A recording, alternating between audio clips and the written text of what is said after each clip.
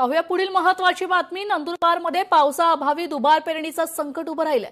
जिल्हा दुष्काळग्रस्त घोषित करण्याची मागणी करण्यात आलेली आहे। आमदार चंद्रकांत रघुवंशी आणि अभिजित मोरे यांची एकमुखी ही मागणी आहे। पालकमंत्री नंदुरबार जिल्ह्याच्या दौऱ्यावर येत आहेत। माझं त्यांच्याशी दूरध्वनीवरनं संभाषण झालेलं आहे। त्यांनी सांगितलं की मी याचा संपूर्ण आढावा घेणारच आहे आणि संबंधित सर्व अधिकाऱ्यांना मी सूचना देणारच आहे।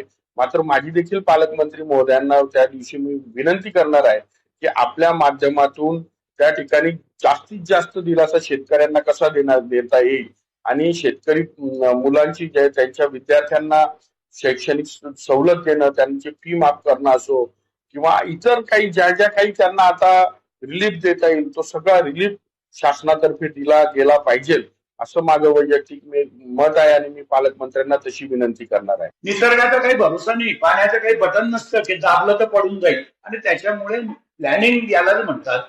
त्याच्या हातात संस्था असते, त्याला प्लॅनिंग करायचं असतं, पण त्यावेळेला लोक गेले, कलेक्टरला सांगितलं, हे सांगितलं, पण आज आमचा ते निर्णय योग्य होता अशी वेळ आलेली आहे।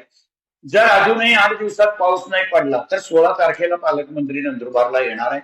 16 तारखेला पालकमंत्र्याच्या समोरच नंदुरबार जिल्हा दुष्काळी जाहीर करा अशी मागणी मी करणार आहे, त्यांना निवेदन देणार आहे आणि शासनाकडनं तसा आदेश काढून घ्यावा लागेल, कारण शासनाने आदेश काढल्याशिवाय प्रशासन काहीच करणार नाही। लोकशाही मराठी ऐका, पहा, जागरूक रहा।